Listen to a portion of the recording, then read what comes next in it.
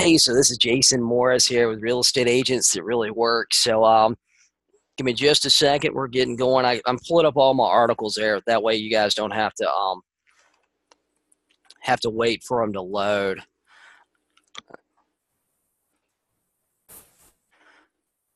So there's a lot of stuff. There's a lot of stuff going on.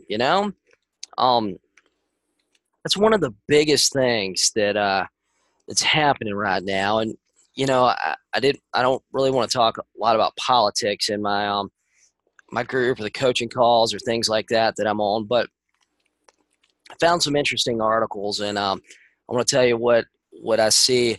Now, for you guys that don't know a whole lot about me, some of you guys, I'm sure this is the first time you've ever heard me. I always have new people on this, but then I have some people that they've been following me since the first webinar I ever done, and that's always cool too. But I'm generally a pretty positive person, and I'm really positive about this. I mean, it's a scary topic here, but it is a scary topic to talk about, but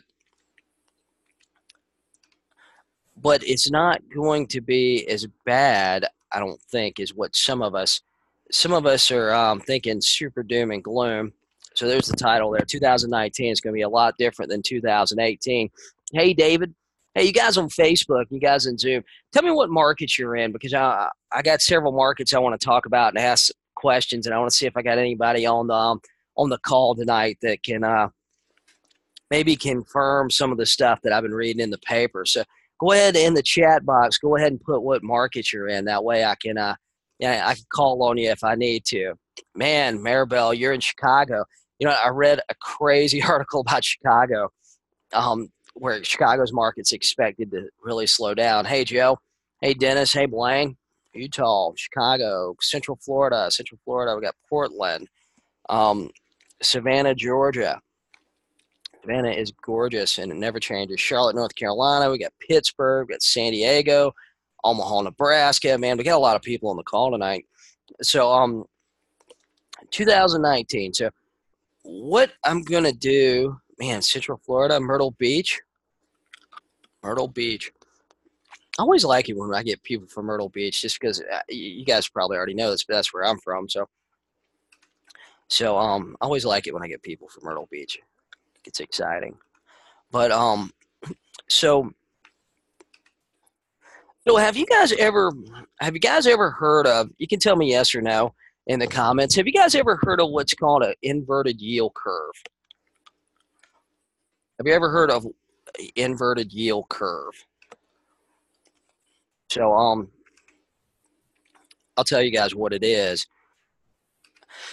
So an inverted yield curve is when basically short-term rates go below long-term rates.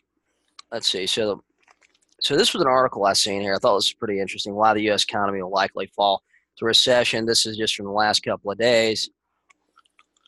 Let's see. Let me stop that. So I'm not going to read the article to it, but I just want you guys to see some of it. Now, Wall Street Journal at large with Gary Baker, they said that 100% chance we're going to go to get another recession. Now, guys, there is. Everything works on a cycle, and things can only grow so long before they have to come back down a little bit. Now, the interesting thing about an inverted yield curve was, I think it was last week, if you guys look this up, last week, and I don't know if I got an article that addresses this specifically, but if you look last week, the 2-year yield curve, the 2-year rates and 5-year rates actually crossed one another. And that's not as important as the 2-year and the 10-year, but when the 2-year and the 10-year cross, if you look historically over the last 60, 70 years, that has predicted every major recession, an inverted yield curve. Look it up. And I mean, we could go into it for a long time. There's a guy I like to follow. His name's John Molden. He talks about a lot of that sort of stuff, and I've been following John for like 12, 14 years. It's really interesting stuff. But financial markets have been rocky over the past few weeks. The Dow Industrial Average falling estimated 10% from its peak a couple months ago. The Dow's basically, the stock market's down, I think, 1.5%. Now, we also have, but we also, not only do we have that, we have the Chinese. We're in a trade war with the Chinese. There's a lot of stuff going on there with our country, and that's going to play a factor in our gross domestic product, right? So now the interesting thing about a recession is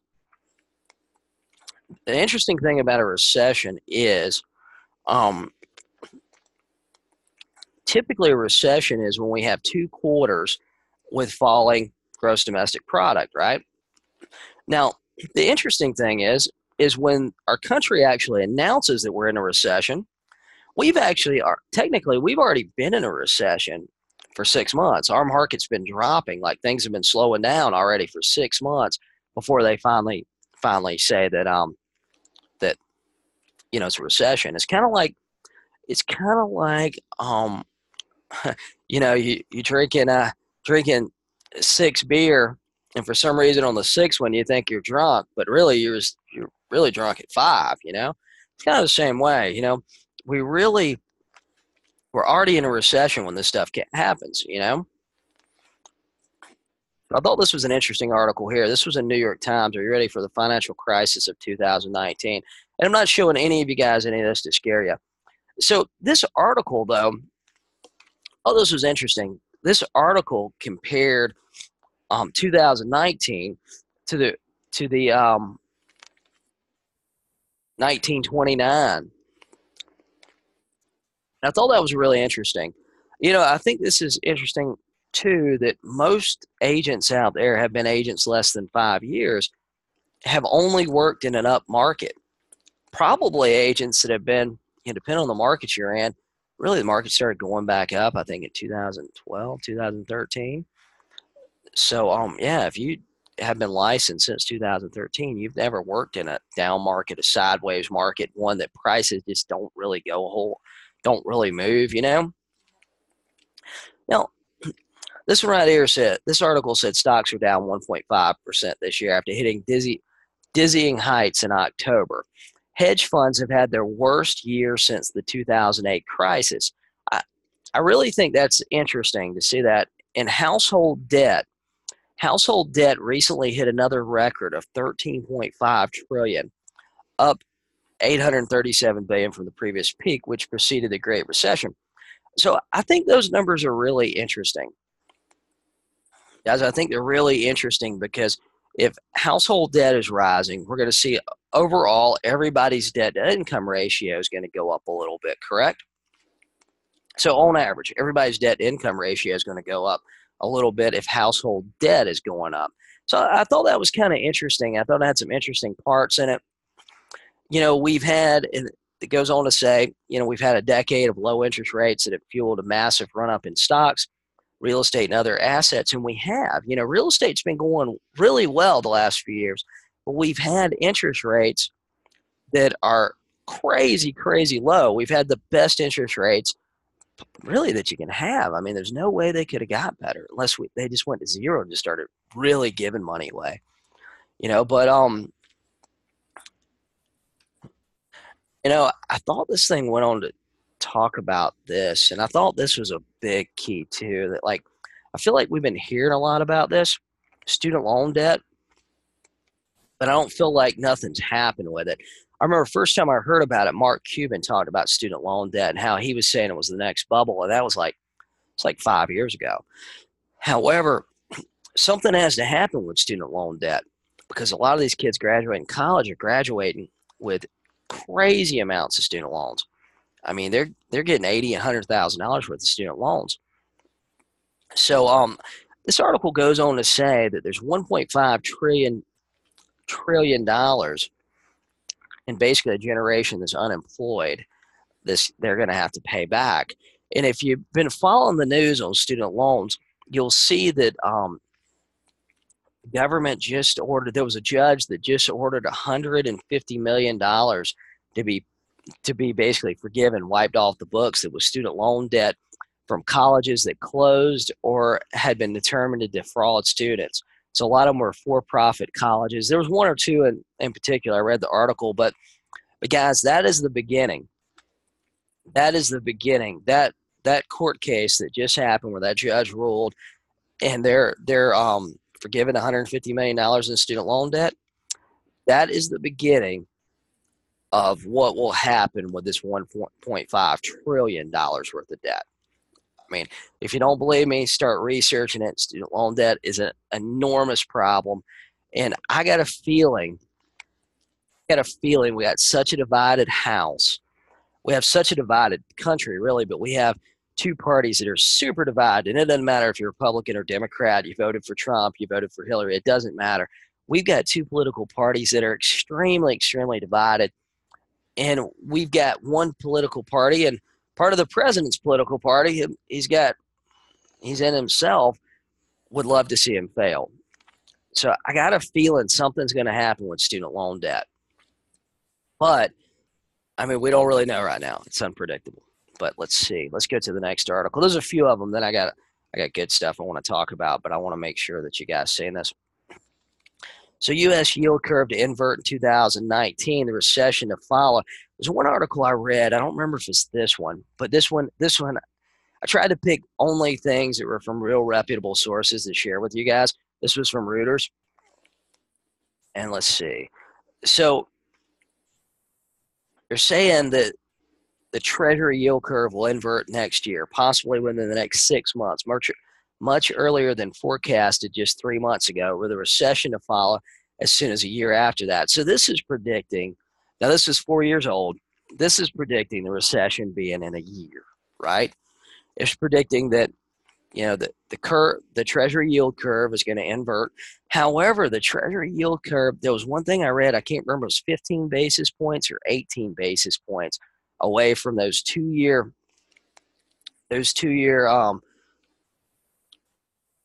bonds, and the 10-year bonds actually inverting. So some maturities on the curve, notably yields on 2 to 5 year notes, have already flipped. Guys, that is the beginning, right? 2-year and 5-year notes have already flipped on Treasury bonds. Okay, an inversion between 2 and 10-year yields is a closely watched signal that has preceded almost all American recessions of the past century. If you look back and you guys start researching this, you'll see that this inverted yield curve that I've been talking about has preceded every recession for like the last 60 years. I don't think this stuff even existed before then, like all the different Treasury bonds and stuff, is why it hasn't done it. But every country, everywhere, this has been something that's been done. So U.S. economy currently in its second longest expansion on record, has been juiced late in the cycle by the Trump administration's tax cuts and is expected to slow sharply by the end of next year as the stimulus fades. So I thought this was pretty interesting, and I'm not, like I said, I'm not showing you guys, any of you guys, this to scare you or anything, but there's been hints. Let's see, the Federal Reserve has raised interest rates 3 times this year, and a total of 8 times since the start of the tightening cycle. And they actually, there's been different articles I've read where they've hinted to raising again, and Donald Trump spoke up, and the Federal Reserve president kind of backed down on the raising rates again. But I don't really know. It's hard to tell. There's a lot of different conflicting news about, you know, Donald Trump's relationship with the Federal Reserve right now. But still pretty sure it's not going to come down. You know what I mean? I don't think they're going to lower rates again yet. But I thought that this was a very, very interesting article. Let's see. Let's go to the next one. I think this was more real estate related. Do you guys follow this? You can tell me yes or no. Do you guys follow this sort of stuff? 2019 real estate forecast, what home buyers and sellers and investors can expect. This was in Forbes. Forbes, a real reputable news source. Oh, this is pretty interesting. No doubt about it, 2018 housing market has seen its ups and downs. As we saw crazy stuff this year. We saw crazy stuff. Let's see, how do I get this off?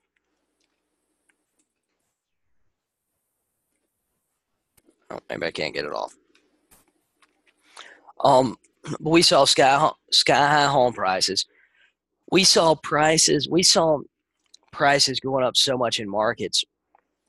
There was stuff that I'd never really seen or heard before, like agents making offers with contingencies with escalation clauses in it. I never seen that in 15 years of doing real estate. Even the people that I know around here that have been in the business a whole lot longer than I have, they'd never seen an escalation clause, but it was happening. A lot of you guys told me it was happening, right? Prices were going up like crazy, and they were probably going up a little bit too fast, you know. But we know mortgage rates are going to continue to rise. Um, 30-year fixed rate in 2019, they're expecting to hit 5.8%. You remember just a couple of years ago, God, 3.25. I remember seeing buyers like trying to back out of deals because they thought 3.25 was too expensive. Now it's gonna be 5.8. It's almost doubled, right? So here's the interesting thing, though.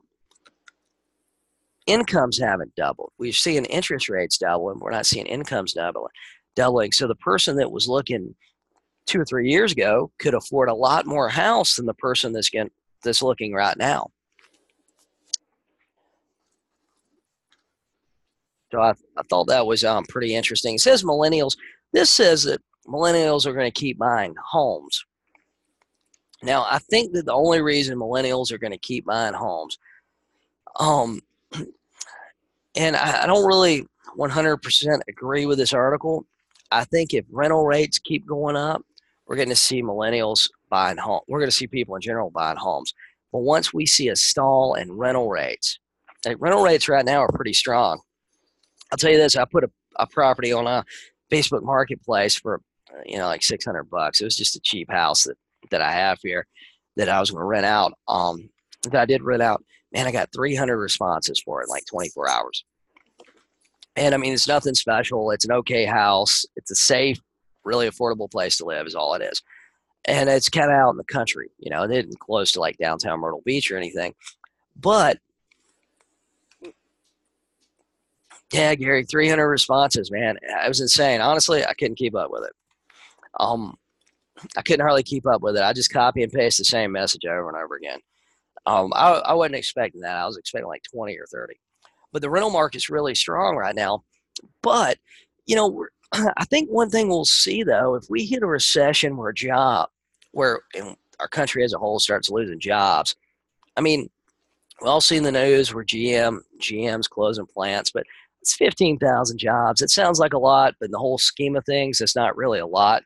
It'll probably affect those markets more than what it'll affect most of us in the country. But I don't think it'll affect most of us at all. I mean, it's just bad news. It's bad for those people in those markets, but it's not really bad, like globally or anything, really. It's not going to be bad for most of us. Now, if rental rates stay high, we'll see people doing what's cheaper. We'll see people buying when it's cheaper to buy, and we'll see people walking away from houses when it's cheaper to rent. I remember back in 2008, that was one of the things that was a big deal.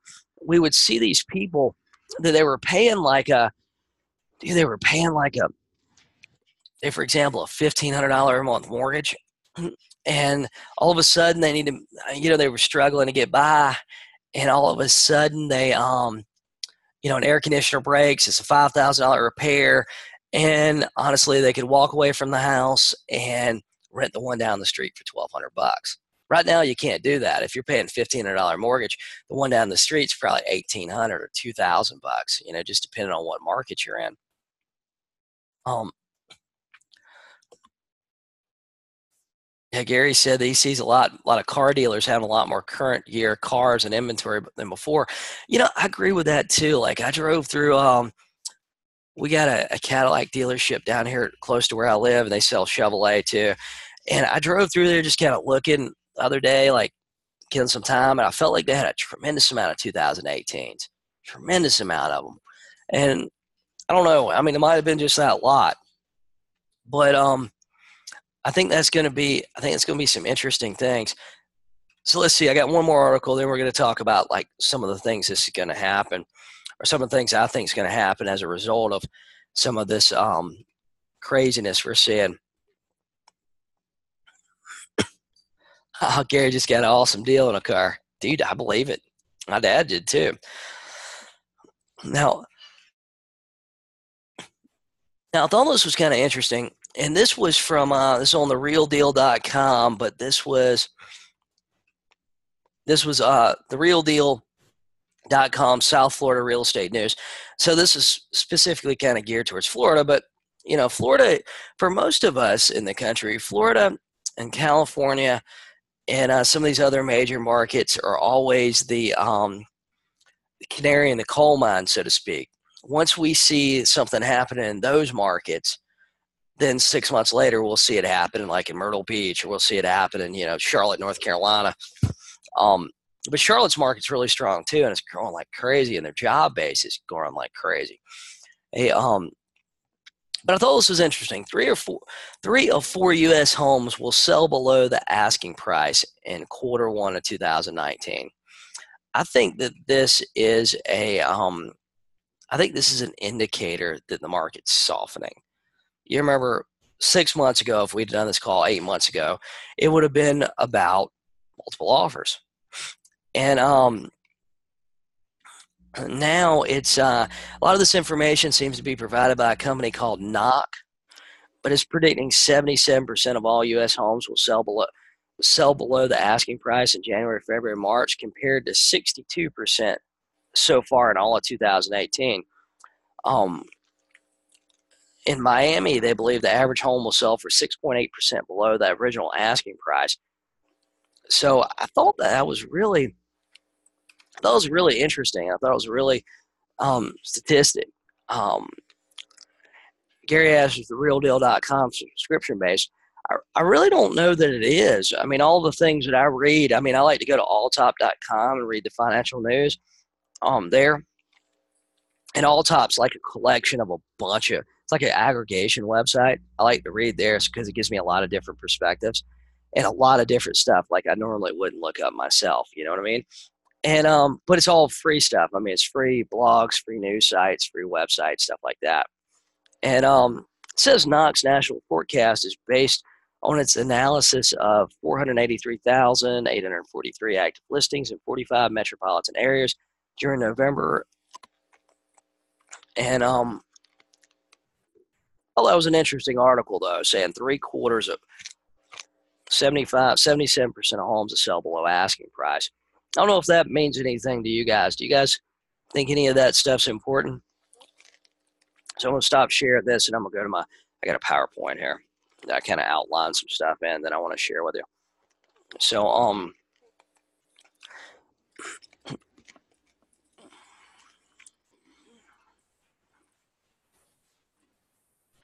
so first slide here. What factors are in play in 2019? So we got a lot of negative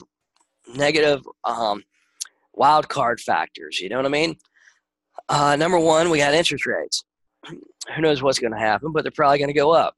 It looks like right now everybody's predicting them to go up. Number two, we have a lack of foreign investment. If you kind of noticed, like China was a big country. The Chinese people were buying up stuff in the United States, especially like Florida. Here in Myrtle Beach, they were buying golf courses, all this crazy stuff. And those foreign buyers seem to have went away now, right? Our country right now is in multiple trade wars. I mean, we got stuff going on with Canada. We got stuff going on with Mexico. We got stuff going on with China. We got stuff going on. We got stuff, honestly, kind of going on with everybody. If you follow some of that stuff, you can see that it's a lot of stuff going on, And Suzanne Eckersley, she lives in Canada, says Toronto already currently has a stress test qualifying rate of 5.34%, which we've had since July 2018. Current rate is 2.85%. Variable housing has remained constant with a slight increase since spring all through the year. And we've got trade wars going on with China. I mean, I don't know how that's going to affect things. It's going to be kind of interesting. Hope if it goes our way. I mean, I feel like there'd be something fair and something equitable decided on between countries, but either way, it could affect us more. It could affect them more. It's going to affect something. We got a split U.S. House, which guys, I've got called all kind of things about being a Trump supporter, or Republican, or posting Republican stuff. But to be honest with you, I'm for whoever, hopefully our country does well, no matter who's in office, right? However, a split U.S. House, there's going to be a lot of interesting things that go on with that election. Um, Democrats have already signaled that it's going to be basically 2 years of investigations for the president, and which brings a lot of uncertainty. You know, there's a lot of uncertainty when that's going on. Whether they're right, they're wrong, they're indifferent, you agree with them, you don't. There's a lot of uncertainty when the president is being investigated and could possibly be impeached, right? And I mean that's number one. But the second thing though with the split house that's actually good is with a split house. When we have gridlock like that, when we have gridlock in the house. If you start looking at things like historically, typically when we have gridlock, we don't have a lot of change and a lot of stuff getting done, right? Because there's always one side won't work with the other, or one side, but gridlock is good. And the reason why gridlock is good is because during those times of gridlock, nothing changes. So it gives us a little bit of confidence that the next 2 years, the stuff, the policies that are in place, the tax things that are in place, all that stuff, nothing's really going to change a whole lot.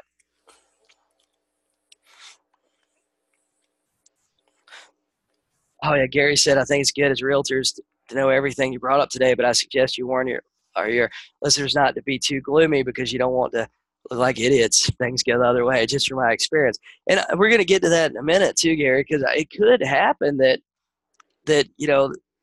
this split house and this gridlock could be a fantastic thing because if nothing's going to change for 2 years, all the policies that are there now are in place and they're not going to be changed. There's nothing new on the horizon, right? Um, you know, I'll be honest with you, that gives me a lot of confidence knowing that nothing's going to change. I mean, personally, I felt like, the Republican Congress and House that we had was very pro business or they're very pro real estate agent. I felt like a lot of things they've done really, really benefited you and I, whether we agreed with it or not. There were a lot of things we could benefit from with a lot of the changes in the last 2 years. Now, number five, we got student loans. Now, what happens? What happens with that $1.5 trillion in student loans if that court case that just forgave 150 million starts progressing further? And we see, most of the debt held with student loans is held by our government. Our government's one of the biggest lenders or backers of student loans. But what happens if, basically we see more of that forgiving, right? Um, what is that going to do to banking? Is that going to close up banking, or will it free up debt to income ratios for a lot of these people with student loans? How's it going to be handled with credit scores for a lot of those people with student loans? A lot of variables with the student loans. I feel like hopefully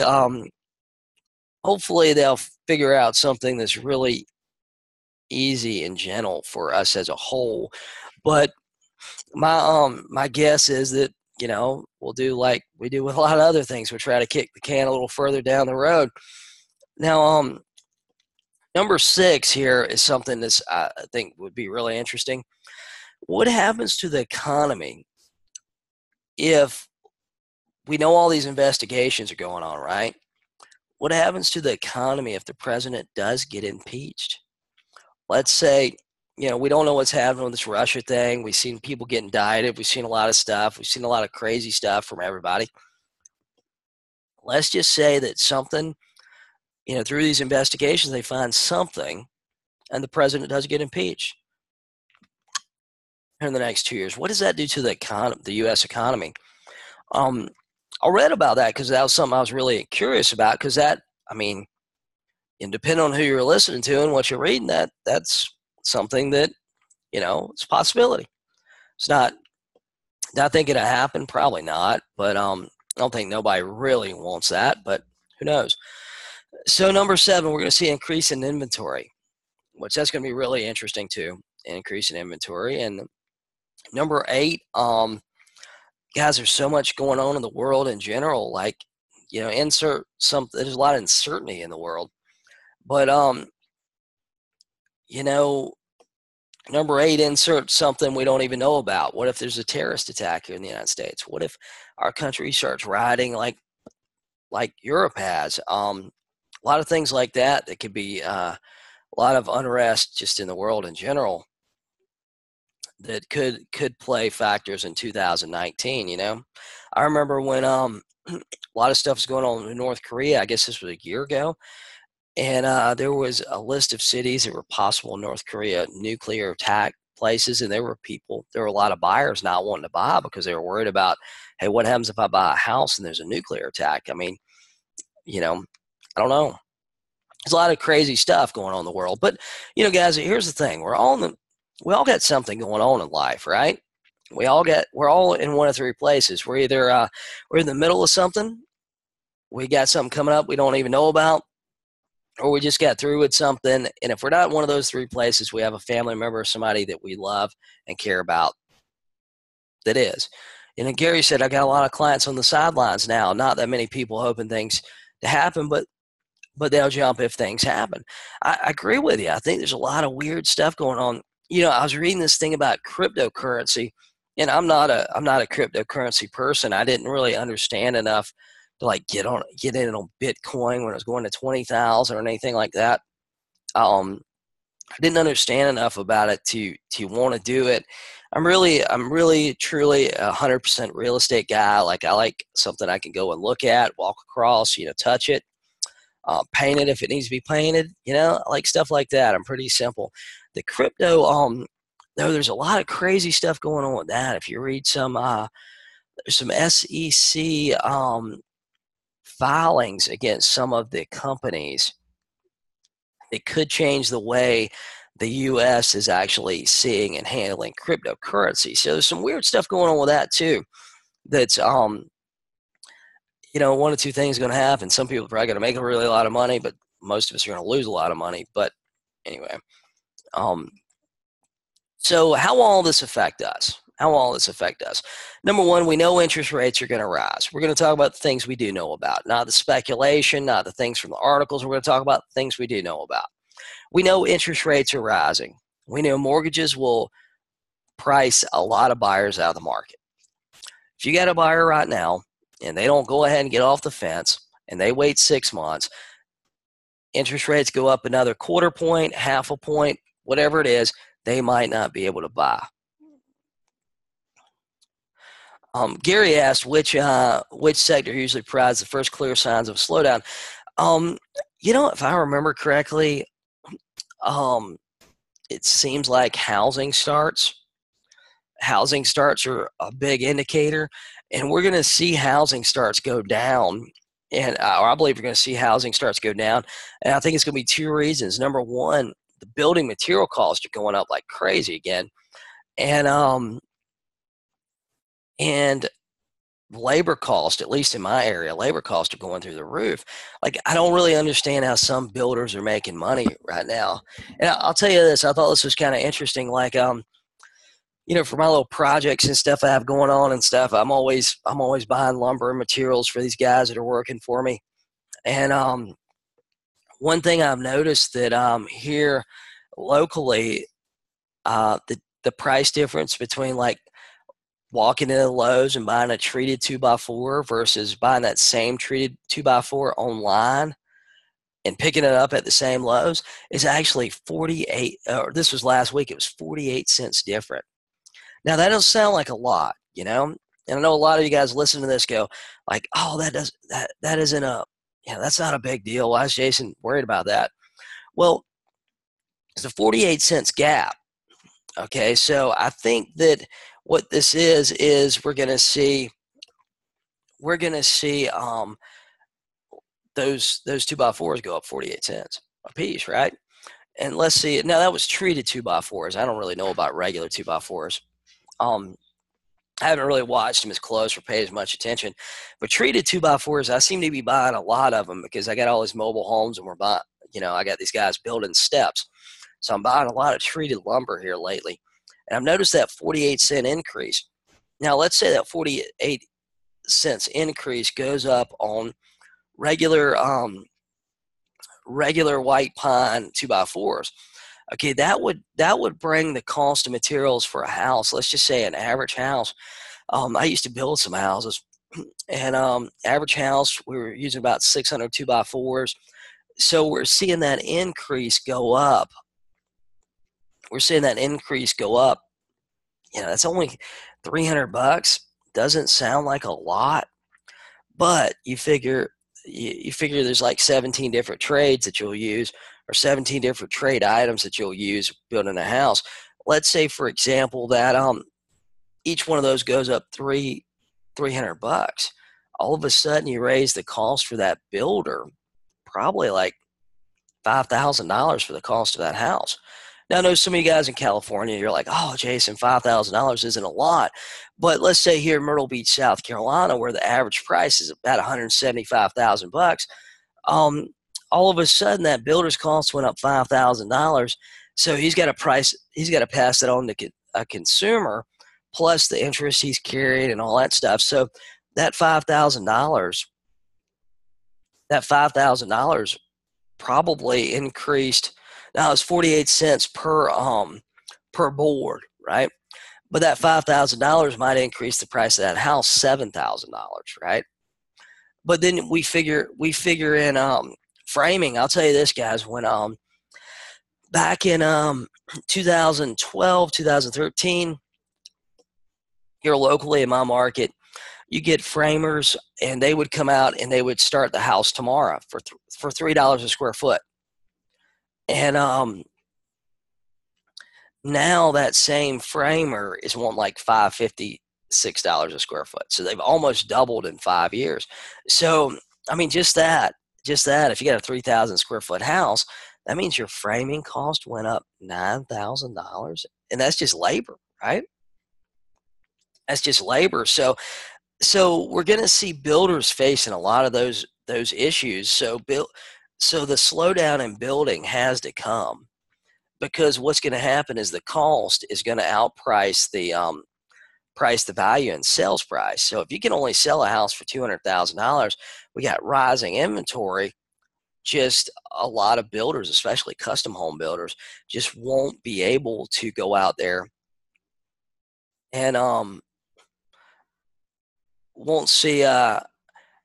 we just won't see custom builders going out there building. We won't see a lot of spec homes being built. We'll see slowdowns with the big companies first, like D.R. Horton, Pulte. We'll see a lot of those slow down first. I think those, but usually by the time they've slowed down, because they're buying things in bulk, they're buying on a different standard than, say, like me or you. There'd be little guys building, right? Lots of times when we see those guys slowing down, a lot of these little guys have already got crushed. And so that's something to be interesting. Gary said, I personally like to see minimum wage. He said minimum wage is going up in his area to $15 next year. I don't know if it's ever went down. I mean, but I mean, that's a lot too. Like, how some of these businesses survive, how they survive. But the thing we do know is that we know interest rates are going to rise. And when interest rates rises, that's going to affect the buyer's buying power. So that buyer a year ago that could afford a $200,000 house won't be able to afford a $200,000 house. Maybe they'll only be able to afford a $175,000 house, right? So that's going to be interesting, and we already know that's going to happen. Right? We know that's a certain thing. Number two, student loan defaults. Who knows what's going to happen? We already know they're being forgiven. Is this a signal between interest rates rising, this happening, trade wars happening, these first student loans being forgiven? Is this a signal that we're going to see some tightening in certain areas of the market, of the financial market? You know what I mean? Because if the government has to cover that $1 trillion, even part of that, how's that going to affect Fannie Mae, and housing programs that the government insures? So that's what I'm getting at with these student loans for you guys that have been hanging in there listening to me. So now, number three. So we're going to see 3 out of 4 houses will sell lower than the asking price. We already seen that study. So we already know in most of the country, we know that inventory is going up. So when inventory goes up, a lot of buyers are going to they're going to start looking around. They're going to start sitting on the sidelines, hoping something better comes along or hoping prices go down a little bit, you know? Samel said there's a difference in forgiving student loans due to fraud versus government amnesty on student loan payments. You know, I agree with you. There is a difference between forgiving versus government amnesty. However, the money has to come from somewhere. So maybe they're going to tighten up on student loans, right? They're not going to give as many student loans, which that's going to affect colleges and as many people going there. And that's going to directly affect the housing market around those colleges, all around most of the colleges in the country. If they tighten up on student loans that were federally backed, then we would see a big pullback in the number of students going to say University of South Carolina versus going to Central Carolina Technical College, right? We would see a big pullback in the number of students going. That will have a direct effect on housing and college communities without a doubt. But if we see our government taking a stance and on student loans and actually forgiving more student loans than this $150 million, we see them forgive like $500 million, 500 billion, right? And I believe this is going to come. And when that happens, we're going to see that affect other government-backed loan programs. We're going to see it affect other government-backed loan programs without a doubt. So number 4, days on the inventory in the market are really going to grow. James said some loans were forgiven in Central Florida from a local law school losing their accreditation back in 2010. Dude, I feel like, what's interesting about that, you're seeing it there in Central Florida. We're seeing tech schools, for-profit tech schools here in South Carolina that they're going to end up doing the same thing. The school closed, basically. So, but we're going to see days on the market increase. We're going to see inventory increase. This is without a doubt, this is going to happen. Okay? I don't want to sound doom and gloom with any of you guys because a lot of these things are not bad. They're not bad. I'll tell you what, my favorite years in the real estate business wasn't when the market was raging and going crazy. It was when the market was a little bit slower. It was when the market was a little bit slower. There were a few less agents. Buyers could look for a day versus making an offer as soon as something come on the market. That was my favorite times in the real estate business has been when other people were leaving the business. And I know that sounds kind of harsh, but that's the truth. So now another thing that's going to happen here over the next year for a lot of you guys, when we see these changes in the market, a lot of the things that you're doing right now just aren't going to work for you anymore. We're going to see a lot of buyers that could have afforded to buy a year ago coming through websites like Zillow. We're going to see them going to your Facebook ads. We're going to see, in my opinion, I think we're going to see conversion ratios on a lot of those lead sources. As interest rates rise and inventory rises, we're going to see a lot of your conversion ratios for those programs to go down.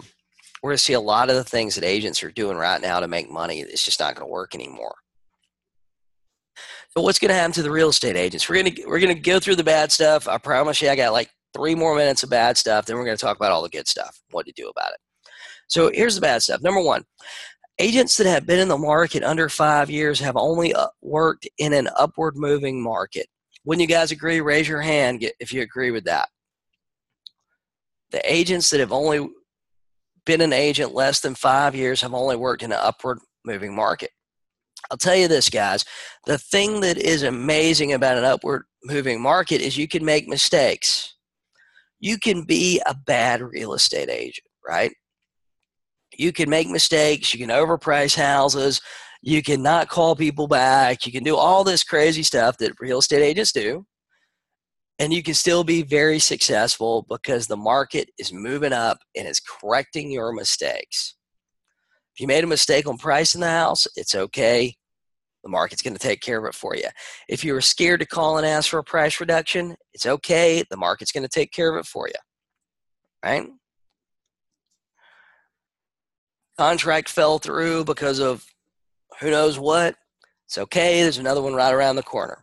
Plenty of qualified buyers. Inventory is really low. An upward moving market, inventory is very low. So number two,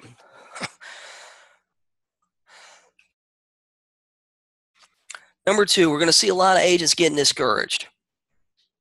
There's agents always discouraged, right? We're going to see a lot more of them getting discouraged. We're going to see a lot of these agents that are spending tons and tons of money hoping to get a return on their marketing. Those agents are going to go away. They're just going to go away. There are agents that I've talked to, some of them I'm friends with, that are spending $8,000, $10,000 a month, $15,000 a month on Realtor.com, Zillow, all this stuff. Every listing they get drone footage. They get, there was an agent I was talking to that told me for every listing she spends $1,200 between staging, drone footage, professional photography. She had that person's house cleaned. I mean, she told me all this crazy stuff she done. So it cost her $1,200 for every listing she took. Now, in an upward moving market where you're getting multiple offers and selling for above asking price, hey, if you got to spend $1,200 to make, $8,000, $10,000, hey man, go for it. But when inventory rises, 3 out of 4 of your listings are selling for less than asking price. Days on the market aren't 21 days anymore. They're 6 months. They're 8 months. How many of those agents spending that sort of money are going to be able to carry that $1,000 listing cost, right? How many agents that are already working their butt off with Zillow, they're spending $10,000 a month, and a lot of those agents aren't really, they're spending $10,000 and they're making 20 or 25 back, right? Which is like a net 15. Then you start taking out their time, their cost, buyer's agent concessions, all the other crazy stuff, the stuff they're paying for that don't work, You start looking at a lot of that stuff, and how many of those agents, when all of a sudden they go from, say, like a 3% conversion ratio to 1%, right? So generating the same amount of leads, but they're closing up 2/3 less properties. Guys, we're going to see a lot of that, right? And we're going to see a lot of agents that are going to spend. They're going to just keep spending, right? They're going to think they can spend their way through the problem. And hey, I'm not closing the amount of deals I need to close off my marketing money. We're just going to keep spending the marketing money. This is a speed bump. Guys, that was a phrase that I heard so many times in 2018 with a lot of big agents that were spending money like that. They said, oh, yeah, we're hitting a little recession. This is a speed bump. It's only going to last for 6 months. And instead of lasting for 6 months, it lasted for several years, A lot of those agents never came back from that. We're going to see a lot of agents that are barely hanging on will probably go ahead and leave the business. A lot of agents that are spending crazy amount of money to acquire one client, those agents will leave the business. A lot of the agents that you are competing with right now on a regular basis will not make it through the next recession. A lot of the offices, there are real estate offices right now through the upward trend that are barely hanging on, barely paying their bills. So they will not be here at the end of 2019, right? We're going to see a lot of discouraged agents. And just like I said a minute ago, a lot of agents will spend their last dollar on something they think that'll be easy. Guys, there's going to be stuff that's going to come out over the next year. When we start sliding into a recession, a lot of agents are going to revert from real estate agent, from house seller to product seller, right? And they're going to try to pitch you on a lot of things that are really easy. I mean, we struggle with this anyway. Give me just a second. We struggle with this as agents anyway, but there's going to be more of it here in the next year. There's going to be more of it. There's going to be a, with there being a smaller pool of agents, there's going to be more people contacting you trying to take a little piece of your commission check. So number 4, offices that are barely hanging on now, they will close. A lot of these models that you guys are real concerned about, that are flat fee, buy my house kind of models, those models will not exist 12 months from now. They will not exist after the recession. A lot of these flat fee listing companies, pay me $250, I'll put your house on MLS. Those companies will not survive. Is that good news for some of you guys? Raise your hand if you think that's good news. A lot of these models, we're going to buy your house and give you 97% of the appraised value. Those things aren't going to be around 12 months from now. They are not going to last through the recession. They're not going to last through the downturn. It's just not going to happen. The business model don't work. It just isn't going to work. So there's a lot of good things that it's going to happen here in this recession for us. It's in our benefit, and that's what we're talking about. To be honest with you, we're talking about what's going to benefit us as agents. Flat fee companies, the different models, buy your own real estate. Honestly, who cares? We don't care what happens to those. They're competing against us. They're our competitors. So now, what opportunities will there be? The good stuff. So the good stuff, this is for smart real estate agents, right? I'll ask, why do I think flat fee companies won't last? Well, the funny thing is, 15 years in the real estate business, the flat fee companies, the ones that are charging $250, $500. Now, commission is up to you, whatever you want to charge, But a lot of those companies, right now, they're doing volume, and they can only exist doing volume. But they're limited service. So when the market slows down and days on the market get longer, these sellers that thought, hey, they were going to get that limited service company to throw it on MLS for them, and before they sold one and it sold in 3 days, now they're going to put it on there and it's going to be 2-3 months, and they're going to get frustrated, and they're going to have other agents they've talked to that do all this stuff where the flat fee company just puts it on MLS. So those companies only survive when they have the opportunity to do volume, and most of them just won't be able to stay around. They just won't be able to do enough volume to stay open. Yep. A lot of them are going to be working. A lot of those companies, too, where they're really making money is they're making money off the buyers that come from those listings. And then when all of a sudden we see rates go up, we see lending tighten up a little bit, a lot of those buyers aren't going to be able to buy. So what other opportunities are there? Number one, there's going to be less agents in the market. So you guys right now that are constantly concerned about your competition. Now, there is never as much competition as you think there will be. However, there will be less agents. If your market has 5,000 agents in it, we're going to go through a recession. You'll probably have 4,000 after that. Your MLS will lose 15-20% of the agents in your market. I promise you. Some of them just won't be able to pay the fees. Some of them are going to get discouraged. They're just going to go back to doing whatever they were doing before. Some of them will switch completely, get out of the industry, and do something completely brand new. It's going to happen, but there'll be less agents. And guys, I feel like this is a good thing, especially some of you guys that are in super competitive markets. This is not a bad thing, less agents. Number two, this was something I really enjoyed during the last downturn of the market. The agents that you work with will be the better agents in your market. They're going to be the ones that are going to stick around, the ones that are going to last through the recession, last through the downturn.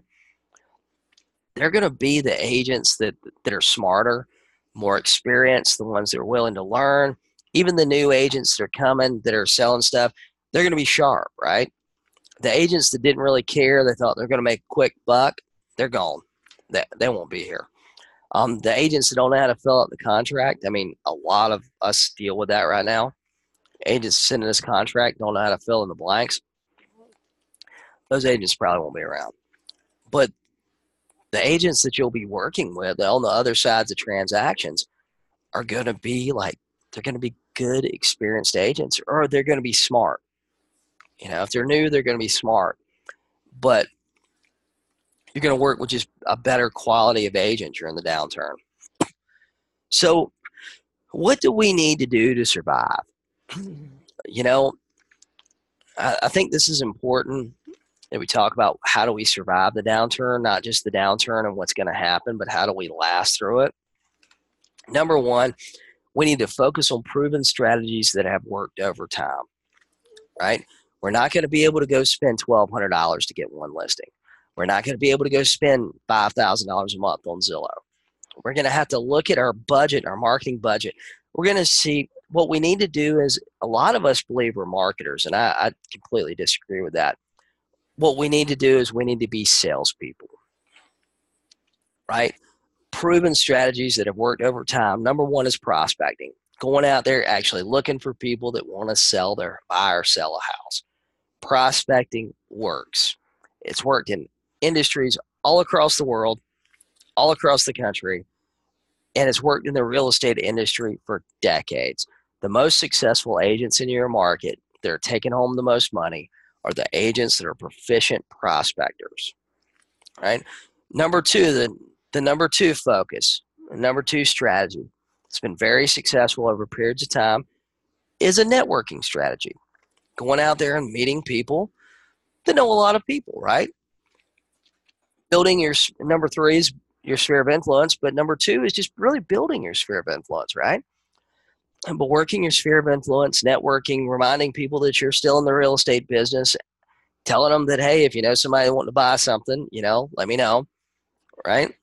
But those strategies have worked over long periods of time. Where honestly, Facebook's new.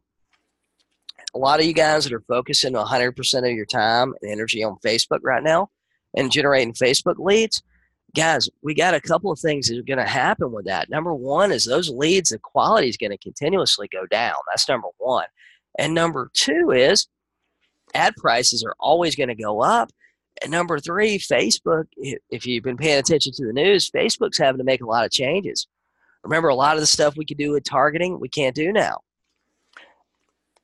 They even have some fair housing issues that are coming up that aren't against individuals, that are against the company itself because of the way they were allowing real estate agents to target buyers and sellers online, right? Facebook's having to make some major changes. And, there's a lot of talk, too, on making companies like Facebook, Twitter, Google, putting them in the same category as utility companies.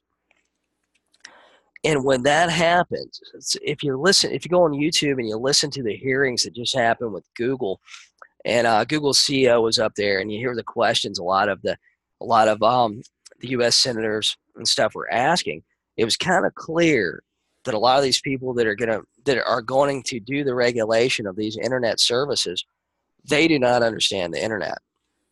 So how's that going to affect that part of your business if they are able to regulate those industries and are able to regulate those internet things? We need to focus on strategies that actually work, right? And that's what we talk about a lot in my group coaching. What works, not just what works today, what's going to work tomorrow, next week, 2019, 2022, right? What's going to work for you long term. Number two, we need to take as many listings as possible. We need to go out there and we need to list as many listing properties as possible. Now, we already know that 3 out of 4, you're not going to sell for the asking price. However, guys, what we got to do is we got to list it. We got to control inventory. And inventory is going to allow us to control our time, right? Number two, lending is going to get tighter. So the buyers you're working with are going to be even more labor intensive. There's a lot of buyers out there in the market that are going to go, hey, look, guys, we want to wait around, see if something better comes along. We really like the house at 123 Main Street, but we want to see if we can find something better. Or, we're going to see that. We're going to see that. The way that you control your time and you avoid working with that buyer is to build a listing-heavy business. Build a very listing-heavy business. Number three, during the downturn in the market, during the slowdown, we're going to see for sale by owners and expireds will be extremely plentiful. Again, there won't be as many people calling them because every listing's not going to sell, but it's okay. We're always going to sell a certain ratio of listings. But these things are going to be very plentiful. They're going to be easy. They're going to be low-hanging fruit, right? Now, number 4, we talked about a minute ago, too. Another reason we need to take as many listings as possible is there's going to be less agents calling. There's going to be less agents going on appointments, right? It's going to make follow-up easier. It's going to make, instead of now, some of you guys are going on listing appointments and there's 15 other agents that they're interviewing today.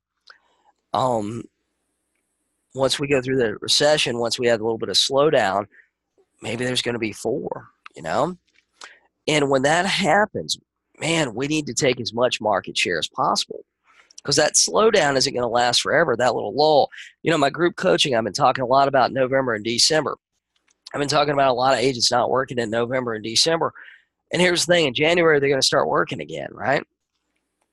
But we have to take advantage of those times where we don't have as much commission, as much competition.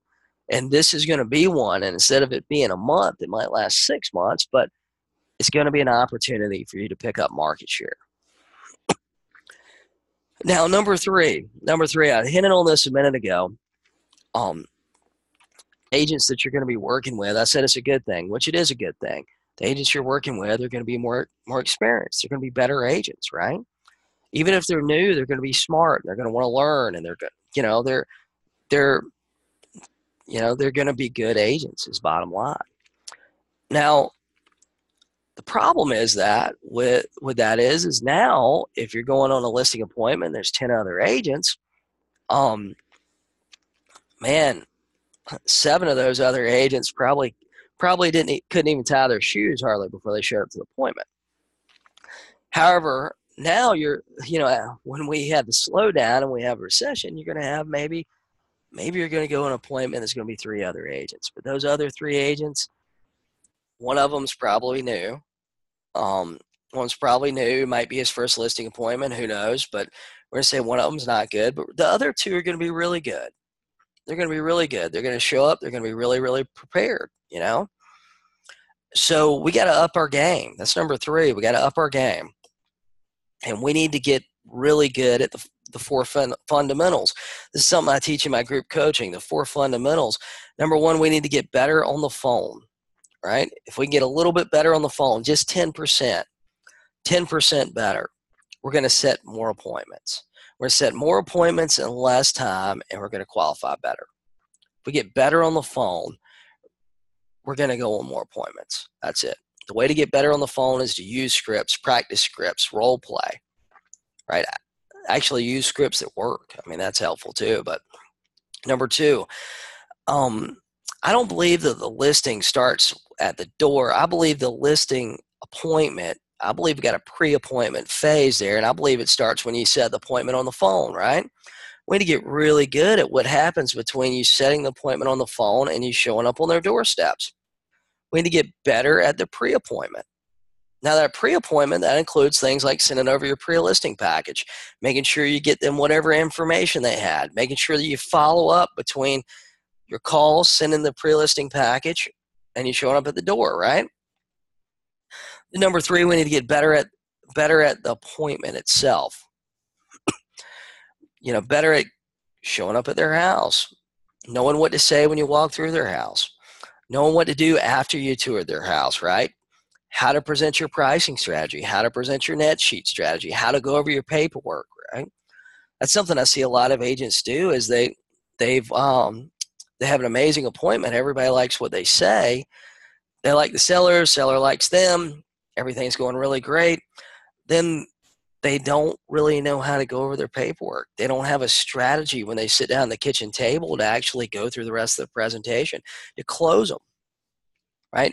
But we need to get better at the appointments. Because here's the thing, guys. There might be 2 agents that are on the other end of this. However, our 2 other agents are interviewing. Well, right now there's 10, but 8 of them are really bad. Those 2 are going to be really good, right? So if you don't list it at the appointment, sometimes you're going to have a little bit of trouble listing it after they've met with them, because they're going to be really good when they show up to the house. And then number 4, we need to get better at follow-up. We need to get better at follow-up, more diligent at follow-up, making sure that our conversations that we're having with sellers and the time we're following up with them, the things we promised them and all that stuff, that we're actually doing it and we're doing it effectively. These are all things I teach in my group coaching. Number four, we need to control our mindset. Guys, when the market starts turning down, we're already seeing it. We're already seeing it in our market. I think close to 200 people registered for this webinar tonight, because everybody's hearing about the shift and everybody's hearing about the downturn in the market.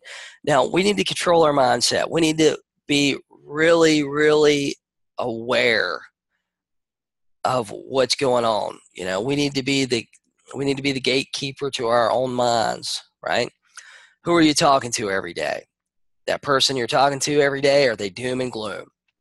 Are they doom and gloom? Are they talking about how bad the market is? Are they talking about how nobody's selling anything? Are they talking about how they missed their car payment? You know, who are you talking to every day? You know, who are you listening to, right? You know, are you turning on the news? Which the news, once we start going to that recession, guys, once they announce a recession, once they actually announce it, oh my God, it's going to be horrible. Like, the news will be unbearable to watch. It will be so negative. You'll want to watch the news and cry, right? Who are you listening to every day? You know, what I mean by this is podcast, real estate coaches, positive things. You know, are you listening to Tony Robbins? Are you listening to Brian Tracy? You know, there's a bunch of them. You know, you're listening to Zig Ziglar on repeat. Number 3, what books are you reading? You know, and that's the same way. There's going to be a lot of books that are really just going to be like negative. It's going to be negative about the economy. It's going to be negative about the country. It's going to be negative about every single thing that you and I are doing. And number 4, what coaching program are you in? So guys, my coaching program will help you surround yourself with a productive group of like-minded agents looking for growth. That's the biggest reason. That's one of the number one things I think that it offers, is the ability to network with other agents that are productive and they have a mindset looking for growth. And Paul, I'll get to your question here in just a second. So guys, what does my group coaching include?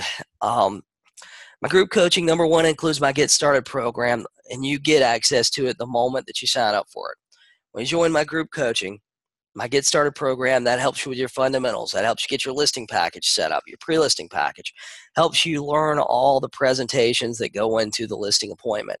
Tells you what to do before the appointment, during the appointment, after the appointment, and what to do on the phone, right? You get access to proven systems that work in every market, number 2. Number 3, you get my script training with my 35 script books. Now, 35 scripts book. Now, this isn't just a book. This is 35 scripts that I've actually used over the last 15 years. These are things that work. They're working in markets all over the country. Number 4, you get my weekly coaching calls dealing with problems that you are facing right now. I get asked a lot. They say, oh, well, you have an outline for the next 6 months. I actually had somebody ask this, do you have an outline for the next 6 months? And I said, well, no, I don't. And the reason I don't is because, you know what? I kind of know what problems you guys are going to have because I've seen it and I've been through it. But guys, I want to deal with problems that you're really having. You know what I mean?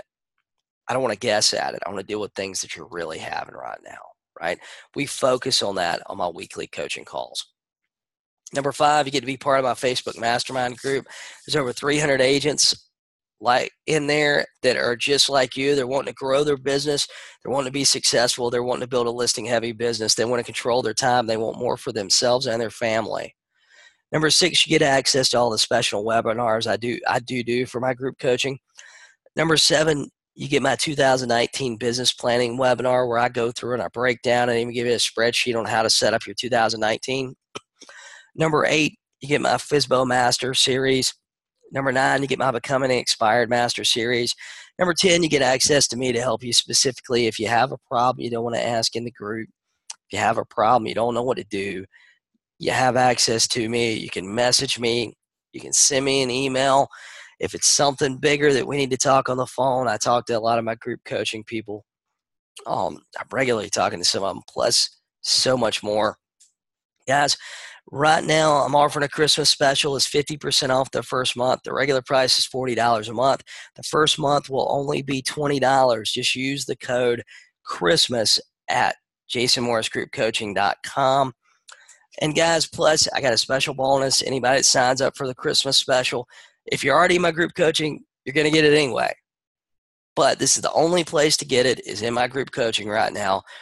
This week, you're going to get the Jason Morris book of scripts and objections. So you get my 35 scripts. Plus, I'm going to put I've got tips and tricks and things that's going to help you get better at scripts and better talking to sellers. Plus, I've outlined, I think it's 52 objections, where we go through with a script and a strategy to help you overcome every one of these. These 50 objections are objections that I got directly from the agents in my group coaching and agents and real estate agents that really work, that they're getting these objections all over the country. And guys, I will tell you what, I am an objection master. And guys, this is coming in the next week. It's not ready tonight, but guys, if you join my group coaching, you're going to get it. That's the only way you can get a copy right now. So guys, I got some questions already. Give me just a second. I just got to get a little water here.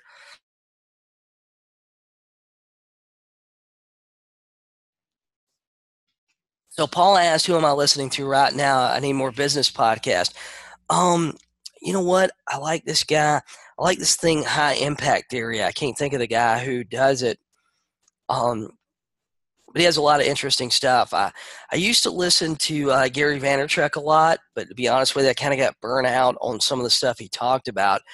And I'd been listening to him for so long, it was kind of like on repeat. I'll be honest with you, Grant Cardone, I listen to him. I like his mindset and I like some of the stuff he talks about. I'm not a big fan of the apartment investment. He's doing it in the apartment syndication, but I mean, if they're making money, it's just not my choice. You know what I mean? Um, I like who else do I like? I like Tim Ferriss. Tim Ferriss has a lot of interesting people. I'm a big Joe Rogan fan. I really like Joe Rogan. I think Joe Rogan has extremely interesting people on there. And they talk about some interesting topics. Some of them I don't 100% agree with, but I like hearing other points of view. Um, other than that, here lately I've been listening to a lot of Audible. If you haven't got it, David Goggins just came out with a new book. It's like 14 hours on Audible. I'm like halfway through it, and that's been really good. Um, yeah, Eric said same thing on Gary V. You know what? I really like him. I like the mindset. But I don't think you have to grind every day. I don't think you have to work 100 hours a week. Actually, I'm a big believer if you don't have to work 100 hours a week, Guys, I believe if you set up your schedule and you work on the right things every day, you can be really successful in the real estate business and work a normal schedule, I don't think you got to do 7 days a week, 20 hours a day. I just don't agree with that. You'll burn yourself out. So sometimes when I've listened to some of his stuff, I felt tired. I actually felt tired listening to it,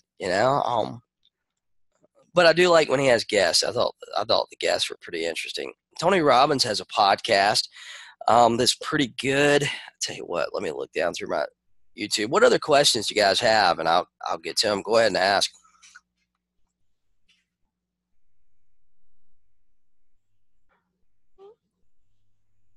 I usually like to listen to them on YouTube just because it's easy for me.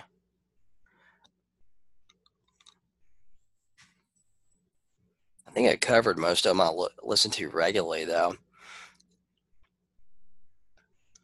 I kind of listen to random ones too when I see it. When I hear a guest I really like, I do some searches and try to find other people. What other questions do you guys have? Do you have questions about what's going on in your market, problems you're having in your real estate business?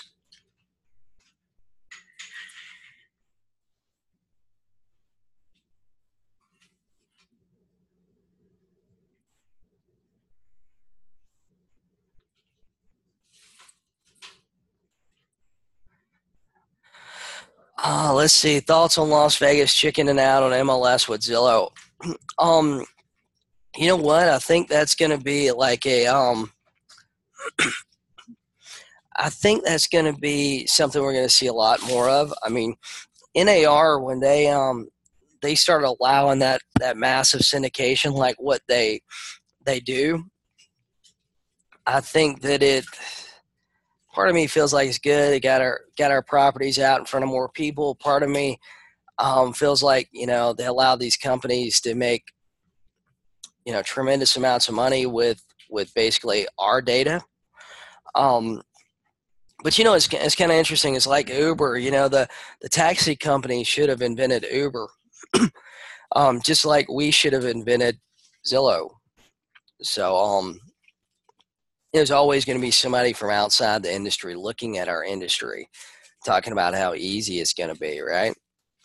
I had somebody a while back with an app that told me how great the app was going to be, how it was going to change the real estate business. And my first question, I get pitched a lot of stuff like that sometimes because of that Facebook group, Real Estate Agents That Really Work. Um, Told me how I was going to change the real estate industry, and my first question always is how long have you worked in the real estate industry, like it is? And usually when they tell me zero, it kind of cuts our conversation short, because sometimes when they've never worked in the real estate industry, the only thing they know about the industry has been through some market research and very limited market research and surveys. Then they don't really understand the industry well. Now, with Zillow, though, my understanding is they're actually opening real estate offices. I've kind of looked for Zillow to make some sort of acquisition of a company. I mean, I don't know which company it could be or anything like that. I don't even have any guesses, but I kind of looked for them to get into the real estate business, not by opening Zillow offices, but by acquisitions. That's just my guess, but I don't know. So, what other questions do you guys have?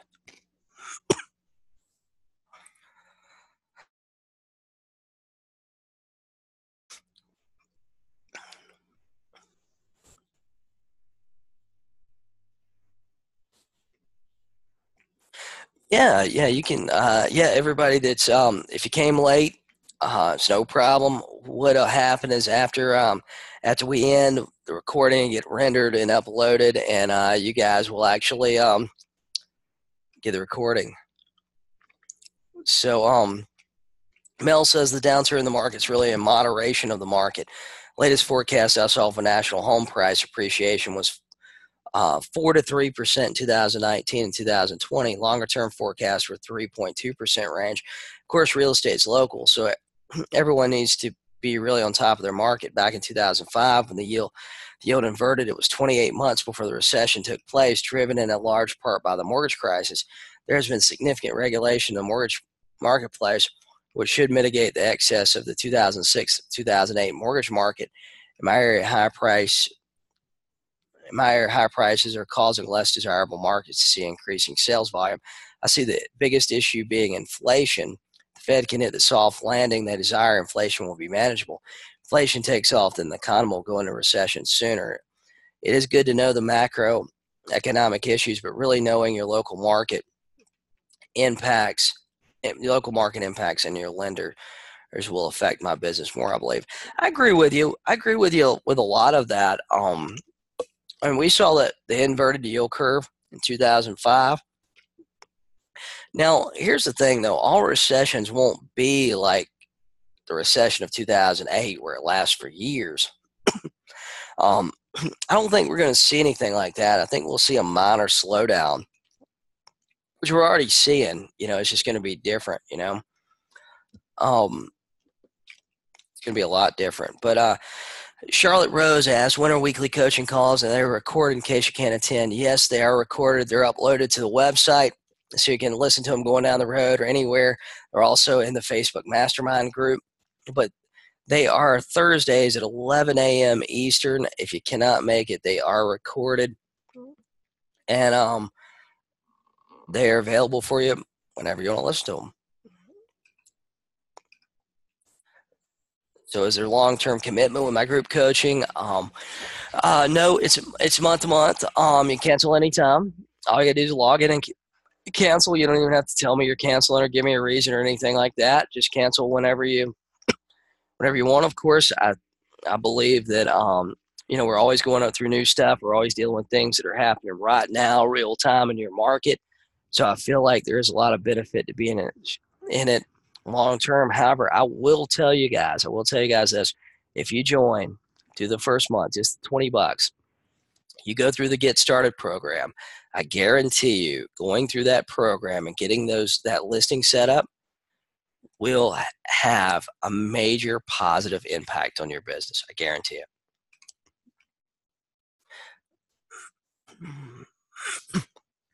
Uh, Shakur, my personal Facebook's been disabled for 3 months. I've emailed them so many times. How would your coaching help me without a Facebook profile? Well, here's the thing. So my coaching, I do think the mastermind group, I feel like it's beneficial, and it is. It is in Facebook. I get another email address and just start you another Facebook.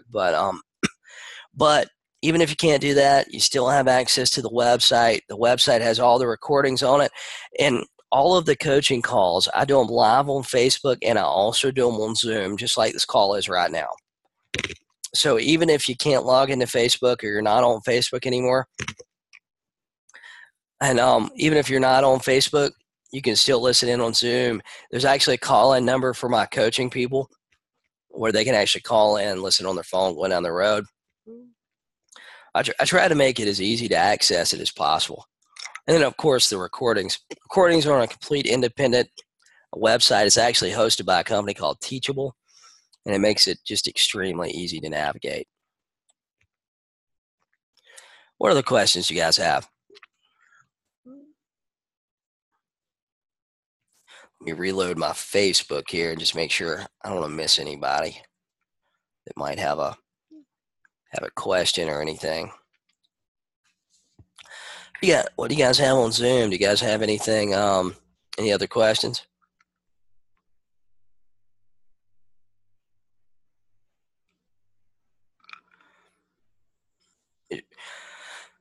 Is my teaching website different from Teachable? Is the password the same? Well, when you join, you create your own password and stuff. It is hosted by Teachable. So if you're familiar with that, or you ever bought any courses or other teaching things on it, then I'm not sure. I would join. If you want to join, I join, and I feel pretty confident there's a different password for my stuff. Jason Morris Group Coaching, that's the domain name. But yeah, that's my website. So Paul asked, do you think prospecting time will need to go up as the market flattens or dips? I think that you should always be looking at how can you increase your prospecting time, even if it's an extra 20 minutes or something like that, because I think it's important to focus on that, having that lead generation time and focusing on it. I think it's always going to benefit you. If you can work an extra hour in here and there on the afternoons, an hour in on Sunday afternoon, an hour Saturday morning, I think that you will be greatly rewarded for that. I think you'll be greatly rewarded for that.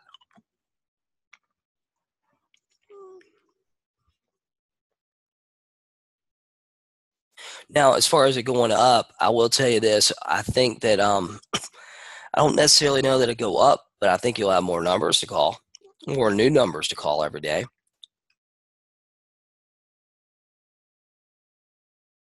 What other questions you guys have? What things are you struggling with or having problems with right now? So I got time for a couple more.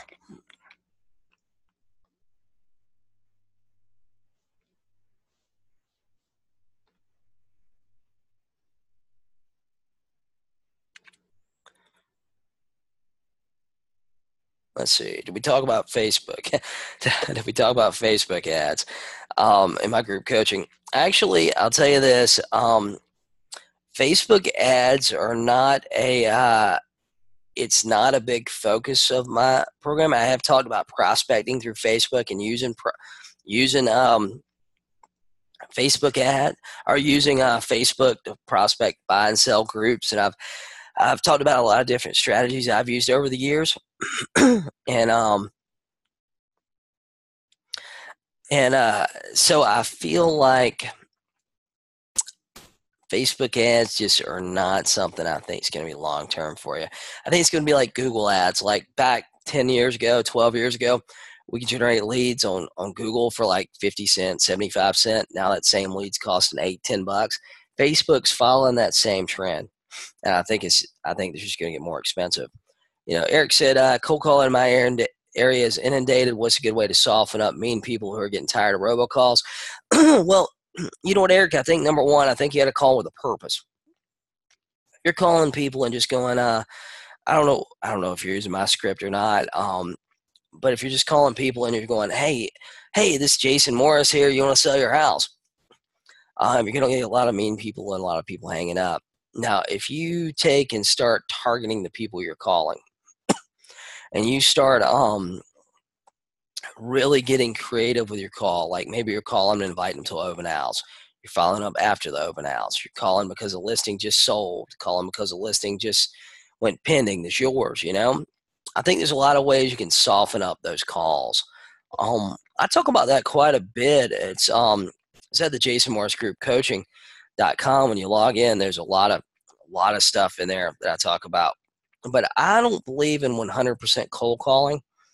I like to call with a purpose, and I like a little bit warmer call, I like to call people that I either want to call them because I'm giving them some sort of information, or I'm calling them because I think they want to sell their house, or there's a reason that I feel like they might want to sell their house, right? So like, let's say HOA litigation, there's going to be a massive assessment coming.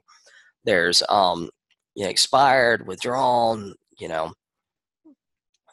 I like to have kind of a purpose to call. So is there any other calls to my group coaching?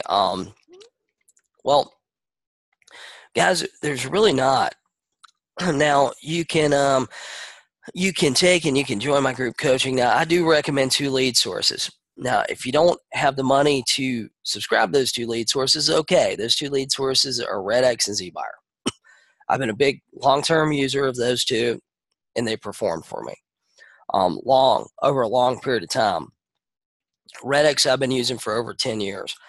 So I'm a big believer in those programs. However, I do talk about a lot of free lead sources in places where you get leads for free, meaning zero cost, right? It just takes time to find them. That's all. And sometimes you can't find the volume of free ones that you need. Sometimes it's hard to scale free, but you can find enough to get you going, So yes, there's not really any other cost unless you want to subscribe to something else to make it a little bit easier. Is my coaching all cold calling? No, I wouldn't say it is. My coaching it's a big mix.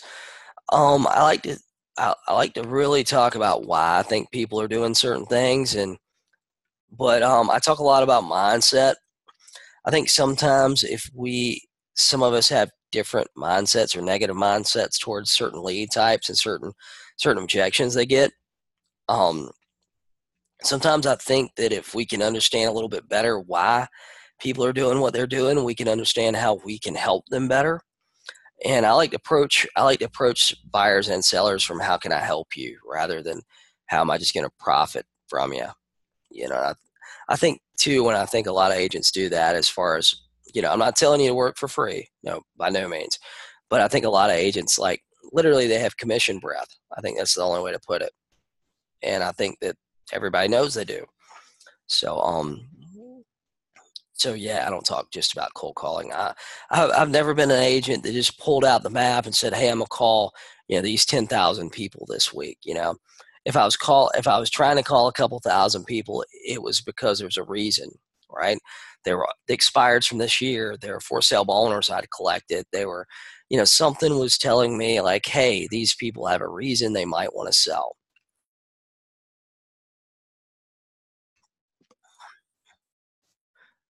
So, whose scripts do I use?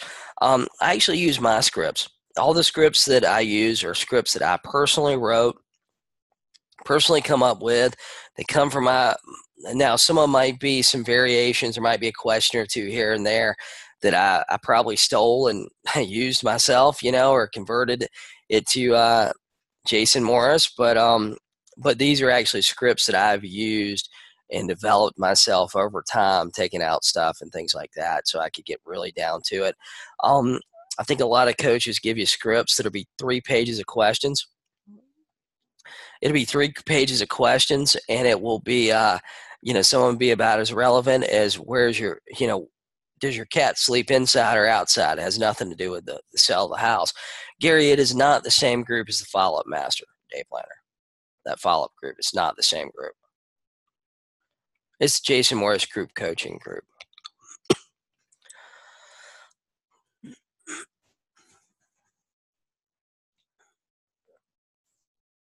So let's see. Well, guys, hey, I really appreciate you guys being on the call with me today. If you use the code Christmas at the checkout on jasonmorrisgroupcoaching.com, you get 50% off the first month. The first month will be $20. Steve Hogan just said, I appreciate everything you do for us. Group coaching is worth every penny. For those that are on the fence, have a wonderful evening. Hey, man, I really appreciate you being on the call with me tonight. I appreciate all of you guys being on the call with me tonight. If I can help you with your business, send me a message. But, guys, I'll talk to you guys soon. Have a great night.